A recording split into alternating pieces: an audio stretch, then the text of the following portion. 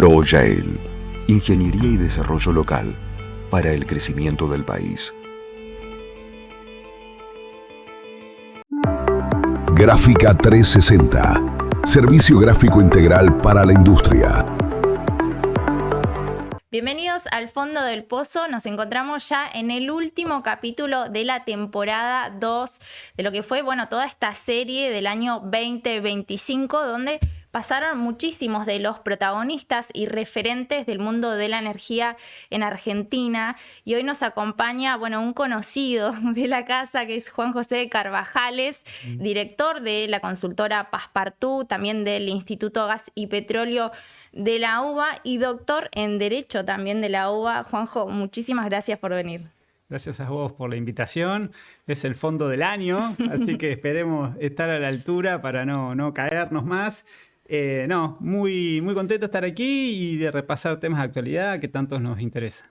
Bueno, Juanjo, estamos llegando a fin de año ya, pero siguen apareciendo cambios, siguen apareciendo reformas, anuncios, y hace muy poquitito nada más conocíamos que finalmente, después de 2 años de intentar avanzar con la modificación de los subsidios energéticos en lo que tiene que ver con las tarifas de luz y gas, finalmente el gobierno anunció una reforma que tiene que ver con los subsidios focalizados. Me gustaría que también nos expliques por qué ahora y también de qué se trata este nuevo esquema que va a empezar a regir a partir del 1 de enero si no cambia nada. Sí. Efectivamente, es una propuesta que el gobierno elevó a la ciudadanía para que ésta se exprese a través de una consulta pública. ¿Por qué ahora? Porque lo quiere tener vigente a partir del 1 de enero. Entonces lo publicó para que durante 15 días hábiles los ciudadanos den su opinión, comentarios, observaciones. ¿De qué se trata? Es, como bien decís, una reforma integral al sistema de subsidios energéticos que tiene como eje la palabra focalizado, es decir, tratar de individualizar cuál es el segmento de la población que va a requerir esos subsidios y cuál no. Si uno mira para atrás, vos decís 2 años es este gobierno que acaba de cumplir. El gobierno anterior había iniciado un tránsito a cierta modificación de fondo que se llamó segmentación tarifaria, con 3 niveles, ¿no?, de hogares, nivel 1, nivel 2, nivel 3, según el poder socioeconómico, los ingresos.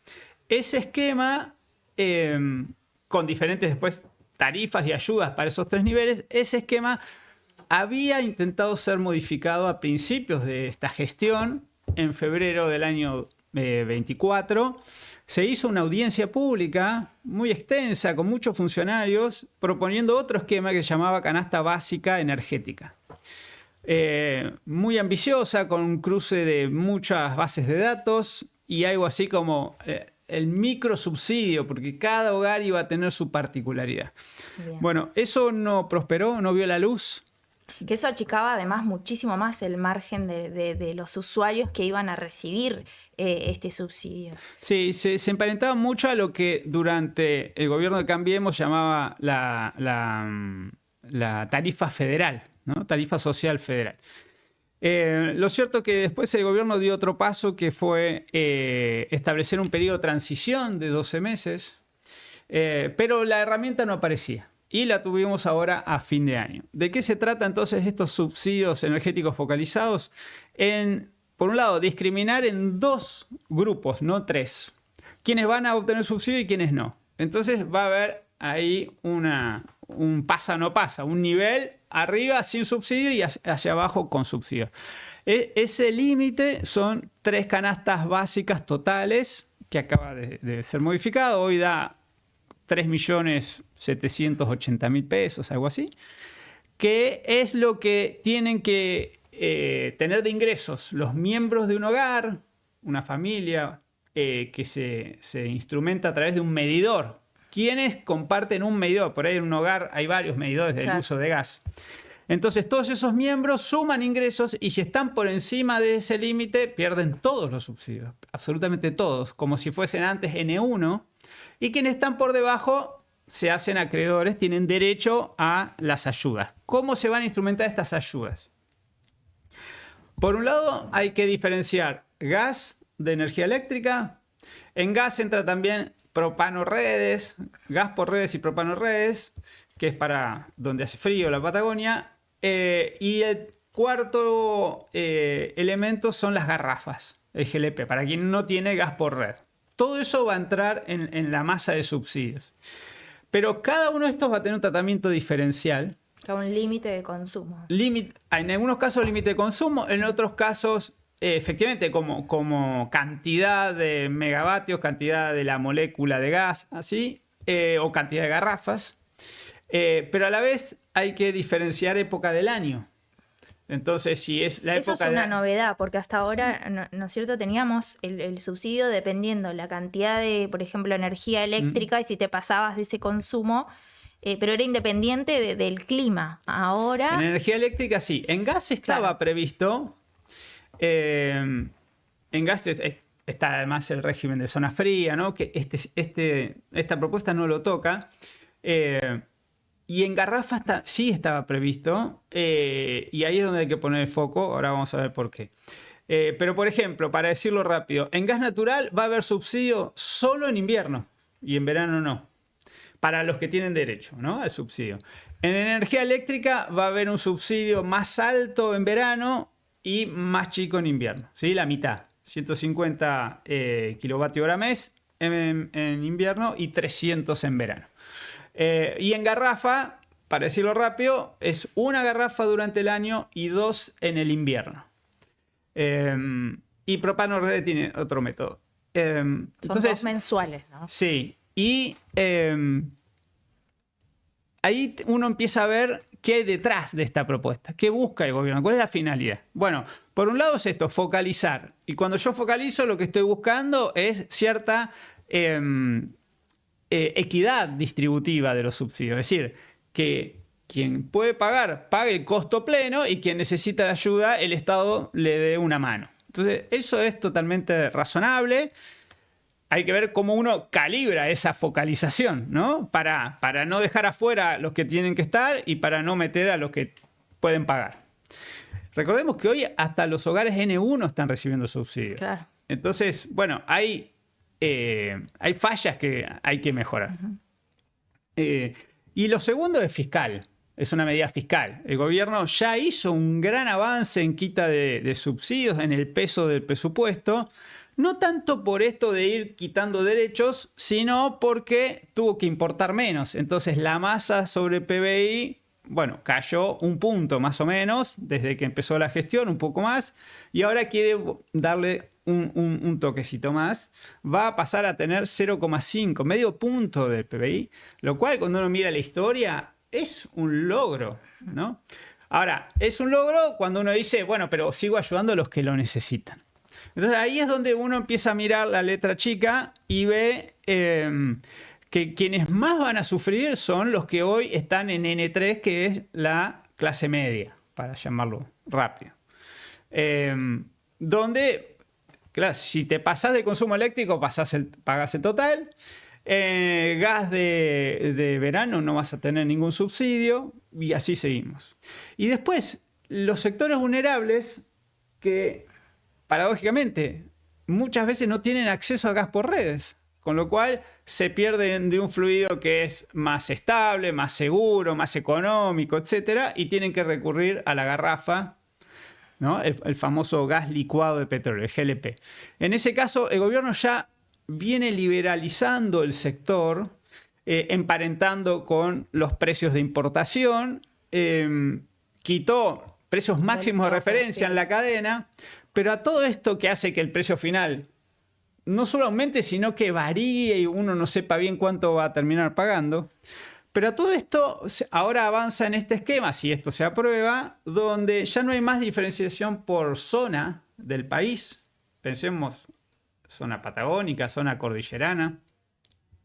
Y tampoco por época del año o por integrantes de una familia. de un hogar. Pero te cambia mucho si tenés 6 integrantes en una familia, si tenés 2. Exactamente. Y vamos a un caso extremo para ver cómo puede afectar un hogar con 5 integrantes o más. En invierno, en la Patagonia, podía llegar a recibir 7, 8 garrafas de ayuda por mes de invierno. Bueno, hoy son 2.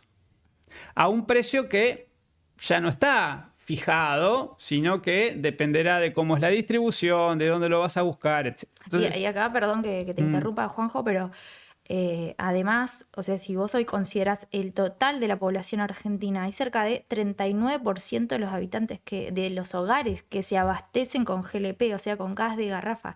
Estás hablando de que, si mirás esa proporción, es un número bastante grande, y no solo si te vas a la Patagonia, sino si te vas a zonas del norte del país, donde también en invierno hace mucho frío, digo, también se va a sentir ese cambio.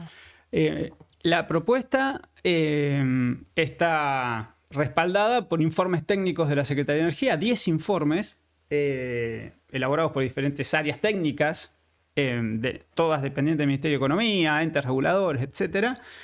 Algunos datos llamativos de esos informes, uno es el que vos acabas de decir, pero da un poco más alto. Según la Secretaría de Energía, da 44% de la población que usa garrafa.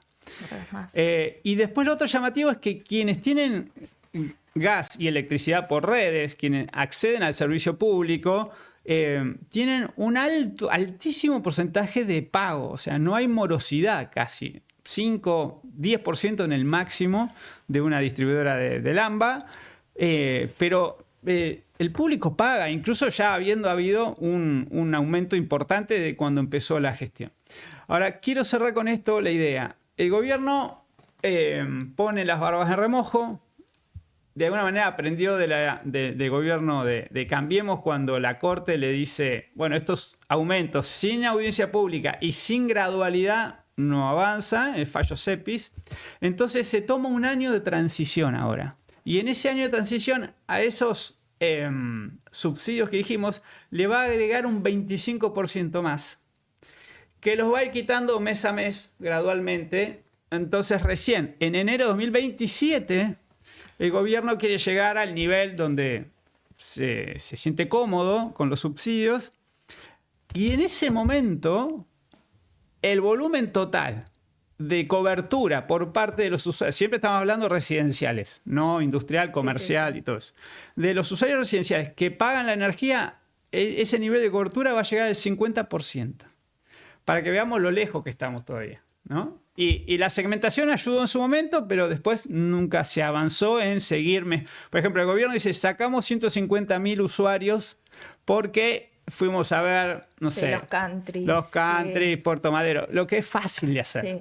Todo lo demás requiere mucha inteligencia en el sentido de cruzar bases de datos, entender la composición, porque hasta ahora es declaración jurada del hogar. Claro. Entonces, ¿cómo das un paso hacia una mayor calibración? Ese es un desafío. Y después, en el fondo, hay otra pregunta, que es, ok, esto tiene visos de racionalidad, porque vos decís, bueno, son fondos presupuestarios, vamos a dárselo a quien lo necesite, ok. Pero se da en un contexto donde el salario no alcanza. Entonces, decimos, la gente paga la tarifa de la boleta de luz y gas, pero para hacer eso deja de destinar parte de sus ingresos a otros consumos. Entonces, cuando uno habla, mucha gente dice, che, pero estás pagando barata la energía. Dice, sí, pero me sigue aumentando y mi sueldo no. Entonces, y más la inflación, que bajó, pero sigue mordiendo todos los meses. Sí. Entonces, a veces el problema no es la herramienta energética que armas, sino en el contexto en que se aplica, ¿no? Entonces, me parece que esa transición de un año, el gobierno la está viendo como una carta para ver aprieto, aflojo, ¿no? Y ir midiendo la reacción de la sociedad. Y lo va a ir midiendo durante todo este 2026, a ver qué impacto tiene, me imagino. Pero ahora, digo, dentro de todo este esquema, ¿cómo entra también la inflación? Porque hasta ahora la inflación ha venido bastante controlada, digamos, entre el 1, el 2%, pero ¿qué pasa, digo, ahí? ¿Qué plan tiene el Estado? Si en el caso de que siguiera subiendo la inflación, ¿aumenta el porcentaje de subsidio o eso se vuelca directamente a la tarifa? Ahí hay que diferenciar. Dijiste tarifa. Tarifa es transporte y distribución. Se hicieron las revisiones quinquenales y tienen previsto un ajuste por inflación, esas tarifas. Entonces, en la boleta todos los meses vamos a tener un aumento solo por la inflación de los segmentos regulados.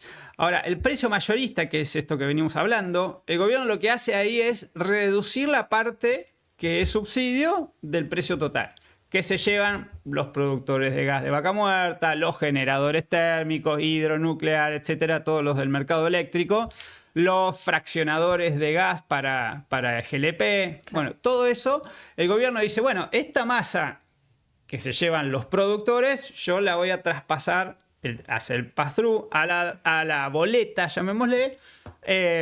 Bueno, de a poco voy a ir pasando más. Nada impide, pasó este año ante las elecciones, así que el gobierno saca el pie del acelerador y entonces, ¿cuánto es el precio de gas en PIB? Y empezamos a ver que cada vez era más alto. Claro. O por al revés dicho, aumentaba menos que la inflación. Y de repente los N1 que tenían tarifa plena pasaron a tener subsidio. ¿Y por qué? Y bueno, había elecciones. Total. Se explica por ese lado. Y acá me parece que hay otro gran tema que también conocimos en estos días, que tiene que ver con el rol de ENARSA a la hora de contratar el GNL en invierno. Hasta ahora el Estado lo que hacía era anticiparse varios meses, esto se venía manejando siempre así, comprar los buques de gas licuado para abastecer los picos de invierno. Y ahora el Estado lo que dice, bueno, yo voy a llamar una licitación para que eso ya no lo haga más ENARSA, sino que lo haga un privado. Ahora, ¿qué tan factible es también que el privado logre abastecer los picos de invierno con gas? ¿Cómo ves también este nuevo esquema que ahora propone el gobierno? Déjame explicar un poquito la historia. Yo la viví de adentro en algún momento, ¿no? Hay que remitirse a 2007. 9 de julio de 2007, nieva en Buenos Aires. Tenemos una crisis de gas. Le cortamos las provisiones de gas a Chile. Y se crea un programa de gobierno que se llamó Programa Energía Total, el PET. Y se busca una nueva fuente de aprovisionamiento de gas. Se firma un contrato con Bolivia por 20 años. Y esa nueva fuente, además del gas por gasoducto, era el GNL. Se construye muy rápidamente la terminal de Bahía Blanca. 2008 empieza a operar. Y en 2011 se construye la segunda en Escobar, las dos provincias de Buenos Aires. ¿Quién instrumenta ese programa? Bueno, la cartera ministerial, la Secretaría de Energía, pero en la práctica, a través de ENARSA, empresa 100% estatal. ¿Cómo operaba? Hasta el día de hoy es esto. Bueno, la Secretaría de Energía decía, necesito tanto volumen discriminado por mes. A veces te daba instrucciones por 3 años, cuando importábamos 100 buques por año. Era, ¿no? Entre las dos terminales. Y ENARSA salía a comprar los buques. En ese sentido, el mercado internacional de GNL somos tomadores de precio. O sea, podés hacer una compulsa, ves qué recibís y adjudicas. Siempre estuvo involucrado de alguna manera u otra YPF, porque construyó Bahía Blanca, porque después la construyó y después la alquiló. Después fueron socios con ENARSA en Escobar y siguen al día de hoy 50 y 50. Pero después tuvo algunos roles en la gestión de compra. Entró, después salió. Siempre estaba ENARSA. Simplifiquemos. ENARSA lo que hace es hacer rondas licitatorias, los tender. Allá por 2013 lo pasó a ser todo digital, encriptado, etc. Y adjudica. Pero la clave son dos. Le dicen cuánto tiene que comprar. Quien está mirando todo el sistema, que es la Secretaría de Energía, con los transportistas, con los productores. Con los pronósticos de tiempo, ya los pronósticos, los reportes de las temperaturas esperables para el próximo invierno. La temperatura, el consumo, la producción, la capacidad de transporte, con todo eso. Entonces, ¿qué fue pasando en el medio? Bueno, primero hubo un plan gas que aseguró un gas flat todo el año para todo el país, para los generadores, para los distribuidores y para Camesa, que genera energía eléctrica para las centrales térmicas. Después se construyó Néstor Kirchner. Todo eso permitió que la cantidad de buques pasara de 100 a 25 por año.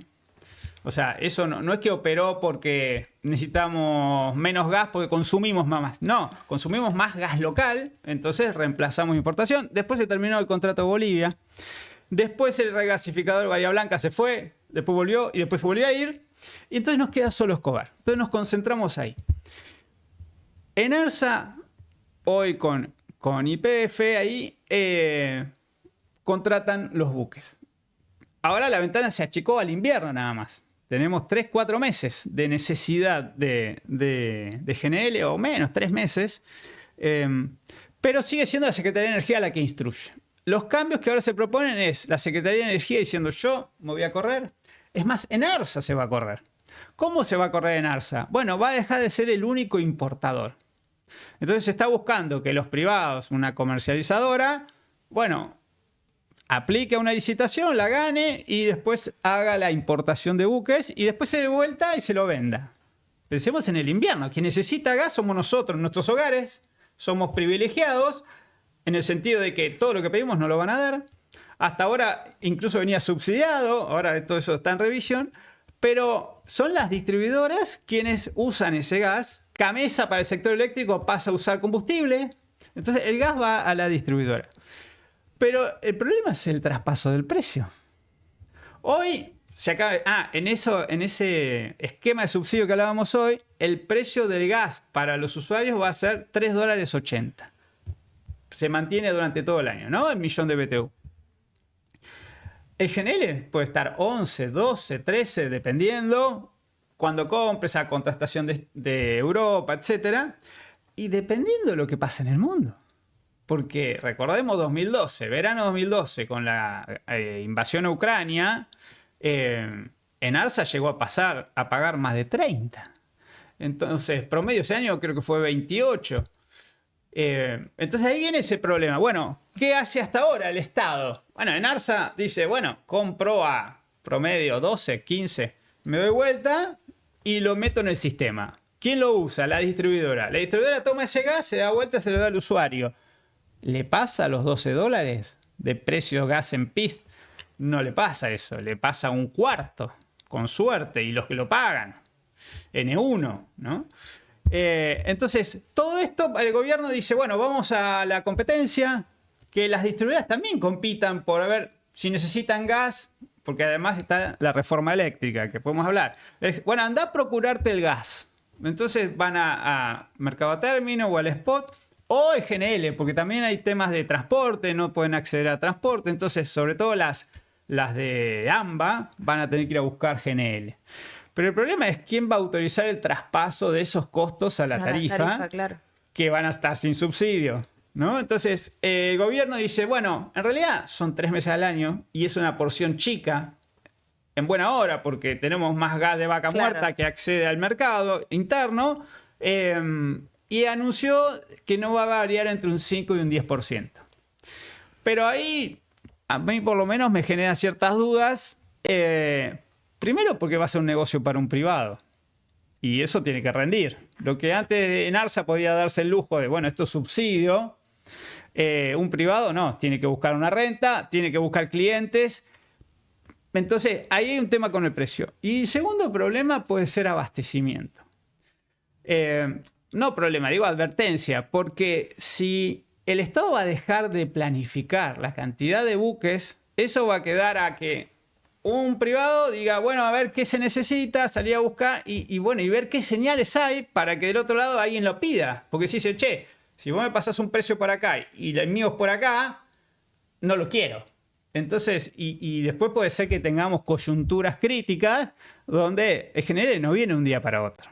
Recordemos el año pasado un buque, lo más fácil que tenés es ir a Brasil, pero tenés que conseguirlo, tenés que pagarlo a tiempo para que desembarque. O este invierno que tuvimos temperaturas mucho más frías de las previstas y hubo que cortar las industrias porque no llegaban tampoco, Sí. Los buques no habían alcanzado. Y Mar del Plata, recordemos, ¿no? Costa Y Mar del Plata, sí. inaudita.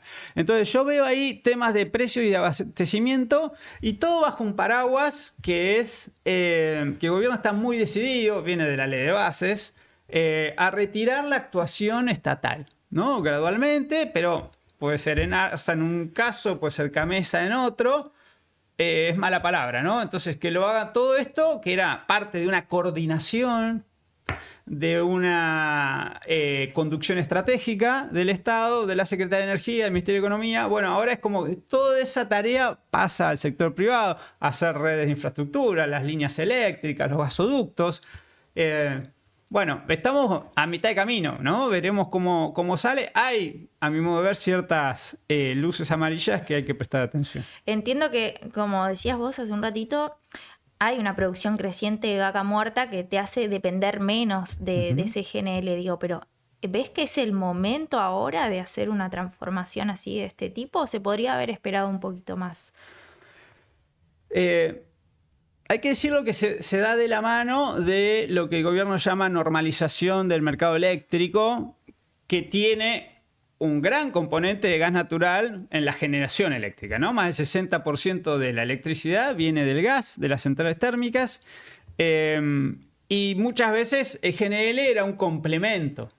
Entonces, de alguna manera va de la mano, pero al mismo tiempo como que son muchos cambios estructurales que involucran actores, llamemos distribuidores eléctricos, distribuidores de gas, y la industria, sobre todo la industria chica que estaba dentro de un distribuidor eléctrico, los GUDI, para los cuales va a ser digamos, estos son reformas transformadoras, pero hasta el punto de vista cultural y operativo y financiero y de despacho. O sea, son muchas las obligaciones nuevas que van a asumir. El gobierno al principio las presenta como de manera voluntaria y da ciertos incentivos para que se animen, crea ciertos mercados con remuneraciones específicas y tiene un rumbo muy claro, que es, bueno, iniciativa privada. Pero bueno, del otro lado hay que ver cómo esos nuevos actores se adecúan a esta realidad y durante ese lapso de tiempo que va la transición, bueno, cómo el Estado, digamos, en el sector eléctrico va un marginalismo, pero que es, digamos, prudente, ¿no? No es, bueno, vamos al precio de la última máquina. Entonces, es una normalización, lo llama el gobierno, la parte eléctrica, que es volver al esquema de los años 90. Eso sería lo normal, ¿no? Después de todo lo que pasó en el medio y todas las modificaciones a ese régimen que, hay que decirlo, y uno se hace cargo de cuando fue funcionario, nunca se modificó la ley de base, el marco regulatorio fundante, que es del año 92, en gas y en energía eléctrica, nunca se modificó la ley como tal, todos fueron parches. Entonces, bueno, parches en un marco de emergencia, pero eso fue una realidad. Entonces, decir que hoy yo puedo saltear todo eso y volver como si nada hubiera pasado a aquel esquema inicial, yo lo veo un poco arriesgado, pero va de la mano con esa ideología del gobierno y cierto pragmatismo, decir, lo vamos a hacer, lo hemos decidido, pero vamos a ir gradualmente. Claro. Para cerrar con el tema de Enarsa, solamente, Juanjo, que se me viene a la mente una duda que tiene que ver con qué pasa si vos el día de mañana o el invierno próximo o el otro tenés una situación como la que se dio en este invierno, donde las temperaturas bajan mucho más de lo previsto y es un privado el que tiene que decidir si compra más buques o no y después también obviamente trasladar eso a la tarifa. ¿Qué puede pasar? ¿Qué escenario se puede dar? O si crees que realmente quizás el Estado no debería retirarse por completo y aunque sea tener un rol fiscalizador que permita ordenar una situación de ese tipo. Sí, yo creo que las herramientas deberían estar a disposición de una Secretaría de Energía, una unidad de coordinación ministerial. Yo soy, digamos, un gran defensor de las empresas públicas, entonces como que eso se me pone siempre por delante. Pero bueno, trato de mirar el panorama y abrir el juego, y no soy yo dogmático, pero entiendo el rol, porque a veces miramos las empresas públicas como, digamos, desde un parámetro de eficiencia, ganan plata, pierden plata, le piden al Estado, o de un lugar de, ahí hay un negocio. Entonces puedo hacer una licitación, puedo vender y a algún privado le puede interesar y me ingresan dólares frescos. ¿no? Parecen ser las únicas variables en juego. Y se pierde de vista un tercer factor, al menos, que es la función que cumplen las empresas públicas como brazo ejecutor y como amortiguadores muchas veces de situaciones que si no, digamos, el traspaso directo o el efecto en desabastecimiento o el efecto en un pico de precio, ¿no? Puede ser muy alto y drástico. Y siempre decimos, cuando uno mira los ODS que hoy están muy desvirtuados, poco valorados, ¿no? Decía, bueno, ¿qué queremos de la energía? ¿No? Aquella Agenda 2030. Bueno, queremos el acceso, queremos la asequibilidad y queremos que sean energías verdes, limpias, bajas en emisiones. Y nos concentramos mucho en esto último y perdemos de vista los dos primeros. Asequibilidad es que yo puedo pagar una tarifa. Yo puedo tener el gas que pasa por la puerta de mi casa, pero si no lo puedo pagar, voy a preferir una garrafa que la puedo manejar mejor. Y eso sucede. Pero lo primero es tener el acceso. Y yo siempre pongo este ejemplo. 3 días en verano, aquí en Palermo, se corta la luz. La gente empieza con la cacerola y no te va a preguntar cuánto va la energía o si viene de eólico y solar. Te va a decir, dámela porque necesito subir la escalera, porque la comida se me pudre, porque tengo un electrodependiente, porque tengo un jubilado, lo que fuere. Entonces, ese acceso a la energía en tiempo real, siempre decimos, la energía más cara es la que no se tiene. Entonces, ahí es donde yo veo, como vos decís, bueno, puede haber coyunturas donde el gobierno tiene que resguardarse en una carta. Y yo veo que esto, sin las empresas públicas, o por lo menos como funciona hoy, siempre hay que recalibrar, hacer gobierno corporativo, hacerla lo más eficiente que se pueda, siempre. Pero no dejan de ser una caja de herramientas a disposición del gobierno para intervenir en algunas coyunturas. Tal vez existan, por otro lado, ¿no? Otros mecanismos. Pero, como vos decís, ojo, por ejemplo, me acuerdo cuando había desabastecimiento gasoil, eran los privados que traían y no traían porque el precio, porque el dólar blue en algún momento. Entonces ahí, ¿qué haces? Bueno, en ese sector tenías YPF, ¿cómo opera YPF? Acá tenés Enarsa o Camesa. Bueno, son siempre esas palancas que el gobierno tiene como para manejar, que si las pierde, tenés, digamos, es como decir, bueno, la obra pública la va a hacer el privado. Bueno, ¿y si no sucede? ¿Y si el riesgo país y el costo del capital? Y bueno, hay plan B. Claro. Bueno, quedaremos en ese interrogante a medida que se conozcan los detalles de qué va a pasar también. Pero déjame cerrar con algo, porque a veces parezco muy antipático. El gobierno, este último año, yo dije en este estudio hace mucho tiempo, ¿no? Muchos meses. Este último año hizo muchas cosas en la cartera energética. Hubo muchas propuestas de fondo. Siempre bajo ese paraguas de gradualismo, ¿no? Pero se ha avanzado mucho en el esquema que el gobierno se ha planteado, ¿no? Quiere decir que hay gestión. En energía lo peor que podés tener es no gestionar. Bien. Cuando el primer año, ahí hubo como mucha marcha y contramarcha, hablábamos de los subsidios. Entonces, bueno, me parece auspicioso que haya una conducción, que sepa dónde quiere ir, que se junte con los actores, los escuche y que vaya tirando sobre la mesa propuestas de cambio, de mejora, que entre todos trataremos de ir recalibrando. Totalmente. Bueno, ahora nos vamos a correr a los hidrocarburos y a Vaca Muerta. Venimos hace muy poquito de conocer un nuevo récord histórico de la producción de petróleo en nuestro país, en un cambio de contexto total al que fue el de 1998. Bueno, si vos tuvieras que hacer un balance de lo que fue este año con la salida de YPF de los convencionales, el crecimiento de Vaca Muerta, bueno, ¿cómo podrías resumir este 2025? Bueno, mencionaste la salida de YPF. Ese es otro cambio disruptivo que marca un quiebre de época cuyas dimensiones todavía no estamos ponderando debidamente, a mi modo de ver. Para ser sincero, también hay que decir que varias gestiones atrás en YPF con otros gobiernos habían querido concretarlo y recién lo concreta. O sea, había razones valederas. No sé si para hacerlo así de manera drástica y total, como diciendo, no soy más convencional, me voy todo a Vaca Muerta. Pero después ahí entra ese jugador que decíamos que son las provincias, ¿qué hacen con eso? ¿no? En algunos casos YPF sale a buscar compradores y después le dice al concedente, mira, tengo acá un socio, alguien a quien le vendí, y en otros casos le devuelve a las provincias. Santa Cruz, sí. Ahí está el tema de la remediación de los pasivos ambientales, que es crítica, ¿sí? La Corte se acaba de manifestar por una causa Caimancito, ¿no? En Jujuy, y le dice a la provincia y a la nación, ojo con este tema, ¿no? Porque tienen que hacer un plan de remediación.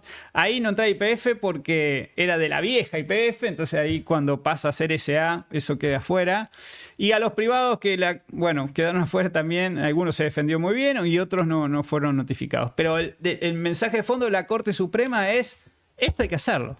Hay que remediar, hay que verlo, el abandono de pozos, con una normativa que es de la Secretaría de Energía, complementada con lo que tengan las provincias. Entonces ahí, que YPF salga de los campos maduros, eso es cierto. Ahora está por adjudicar la última, que es Manantiales Ver, pero es un proceso. No es de un día para otro la salida, y que entren nuevos jugadores también va a ir lentamente, con una complejidad adicional, que es que tenés el desafío de ser eficiente. Con un fuerte declino también. Con un fuerte declino y con un precio internacional que bajó 15-20%, ¿no? Ahora, cuando uno va a la producción en general, claro, ahí aparece Vaca Muerta con los récords, con volver a los niveles de producción de petróleo de los años 90 y de gas también subiendo del principio de los 2000. Y ahí está todo por hacer, o sea, es una realidad hoy y tenemos luz y gas gracias a Vaca Muerta, si no estaríamos en serios problemas. Pero, bueno, hay grandes desafíos. ¿Por qué? Porque queremos duplicar la producción. Entonces ahí hay temas de inversión, de acceso a financiamiento, de infraestructura, de conseguir compradores, de los precios internacionales, y a todo eso, y de nuestra moneda, a todo eso sumarle lo que está debajo de radar, que es temas de logística, de aprovisionamiento, de las pymes, en un segmento donde ya no hay más obra pública, donde la industria está de capa caída, con importaciones de China, con costos que aumentan. Entonces, no es que va a suceder de un día para otro. Y una discusión actual que cobró relevancia, que es, bueno, ¿y nos va a alcanzar? Vaca Muerta, la producción y exportación de petróleo, gas, GNL, ¿para qué? ¿Nos va a alcanzar? ¿Nos va a salvar? ¿Vamos a hacer otra Argentina? Y bueno, con suerte duplicaremos nuestro PBI per cápita, pero va a ser una gran ayuda para el gobierno, ingreso de dólares, inversión, pero no vamos a tener todo resuelto con eso. Y no, que puede ser un proceso más o menos lento, más o menos rápido, dependiendo de un montón de otras señales. Y en esto que mencionás recién, me parece también importante hablar de algo que pasó en los últimos días, que tuvo que ver con el anuncio de Shell de salirse del proyecto Argentina LNG. Y quería saber también qué lectura haces vos de esa salida, porque ya previamente tuvimos la salida de Petronas, de este acuerdo. Tenemos dos grandes jugadores que finalmente deciden retirarse de estos proyectos, y bueno, si tenemos que tomarlo como una señal de alerta o no. Yo creo que hay que tomarlo como una señal de realismo, de que son proyectos complejos, de largo plazo, sujeto a 1000 variables que tenés que ir tejiendo para que todas estén alineadas, y muchas que no controlás, que están en la esfera global, y vos estás acá, bueno, tratando de acomodarte. Es cierto que Argentina pasa a ser un gran proveedor internacional de crudo y de gas, como no lo era, pero en materia GNL los proyectos tienen muchas fases que tienes que abrochar para que el proyecto camine. Lo hizo Pan American, ¿sí? Encontró una diagonal, un barco disponible, celebró un acuerdo, y después empezó a atar, ¿sí? Sin necesidad de infraestructura inicial. Bueno, le salió bien y ya tiene 2 barcos así asegurados, ¿no? 2027 y 2028. Ahora, el proyecto YPF, recordemos, hagamos historia, ¿no? Era en Bahía Blanca, con una planta en tierra y con Petronas. Bueno, ninguna de esas 3 variables hoy están sobre la mesa. Entonces nos corrimos a un barco en Río Negro con nuevos socios estratégicos. Y siempre se decía en ese ámbito, cuando uno hablaba con los expertos, que esté una major como Shell hace que otros jugadores se te acerquen, que sea más fácil conseguir financiamiento, bueno, destrabar muchas de esas variables. Y así como no sabemos muy bien por qué se fue Petronas, tampoco sabemos muy bien por qué se fue Shell. No hay una explicación que nos diga, es por esto. Sabiendo que, claro, que el gobierno e YPF tienen cierta premura en concretar los proyectos y tal vez los socios que están mirando el tablero global, bueno, tienen otras prioridades, tienen otros tiempos, entonces no es fácil. YPF dice que, bueno, que tiene otros socios, compañeros de ruta, ¿no? Eni, ADNOC de Emiratos Árabes. A mí me causa gracia porque venimos diciendo desde que empezamos esta entrevista, el gobierno tiene un ADN que es iniciativa privada y de estos proyectos lo hace... Dos estatales. Con YPF, y del otro lado está Eni, que es estatal, ADNOC, que es estatal, ¿no? Y bueno, y parecería ser que se configura, y además ¿a quién le vende? Sauder Energy también le vende a una empresa estatal de Alemania, que acaba de firmar el primer contrato. Bueno, ojalá que ese proyecto arranque, el de YPF asociándose como parte 2, parte 3, Argentina, LNG 2, 3, 4. El gobierno hizo mucho, cuando hablamos de gestión, para que esto suceda, porque dio autorizaciones por 30 años, aprobó un mecanismo de exportación, aprobó un estudio de base sobre recursos gasíferos de largo plazo y dijo, bueno, acá tengo gas por 60 años de mi demanda. Entonces, bueno, se pueden habilitar estas exportaciones de varias décadas, tal vez demasiado para lo que... porque no hay contratos a 30 años. Pero bueno, todo eso ya está, y el RIGI, ¿no? Y que estos proyectos vayan al RIGI. Podemos hablar algo del RIGI. Eso no se nos tiene que pasar. Así que bueno, yo creo que está caminando, no hay que subirse a cierta ansiedad de que los proyectos se firmen ya. Hay que tener paciencia y ojalá encontremos YPF, encuentre los socios estratégicos para sumar a lo de Sauder Energy, donde también está YPF con otros, y que podamos tener una plataforma de exportación de GNL. Pero para cerrar el tema, digo, tampoco pensemos que es el único destino de nuestro gas, que necesita mercado, necesita escala. Todavía nos quedan cosas por hacer acá adentro. Y va de la mano con eso que Vaca Muerta no se alcanza solo. No se alcanza solo si queremos sacar el recurso natural y exportarlo. Bueno, ampliar petroquímica, pasar a GNC transporte de cargas. Bueno, hay muchas cosas como para... que se puedan resolver internamente. Pasar a gas por redes a mucha de esa población que usa garrafas. Hay muchas cosas ahí para enhebrar. Bien, bueno, y para terminar, pero no se nos puede pasar este tema porque venimos de creo que una semana de muchos anuncios y entre ellos el más reciente que tiene que ver con esta ampliación del RIGI a los proyectos de upstream, algo que no había entrado para los proyectos de gas o para los proyectos de infraestructura en lo que tiene que ver con gas y petróleo. Pero no el upstream, es decir, la producción. Bueno, ¿qué cambia ahora? ¿Era necesario incluir estos proyectos dentro del RIGI?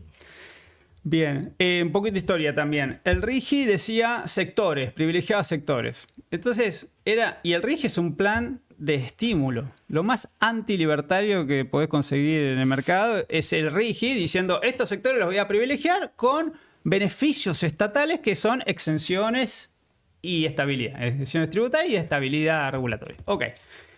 Ahí entraba oil and gas, ¿no? Y decía así, energía, hidrocarburos y no mucho más. Esa es la ley de bases, que recordemos que fue de julio del 2024. En agosto se reglamenta por un decreto, 749, si no me equivoco, que dice, bueno, cuáles son, letra chica, ¿no? Esos sectores, y en este caso dice, no está el upstream, ¿no? Entonces lo único que hay es plantas de tratamiento, ductos, etcétera, y después gas natural si está en un proyecto que va a terminar al final de la cadena en la exportación de GNL. Entonces sí puedes tener yacimientos, gasoductos dedicados y después la planta o no sé, hoy es el buque flotante. Y de hecho tenemos en el RIGI ese ejemplo porque Sauder Energy así lo demuestra. Ahora, ¿qué acaba de anunciar el gobierno?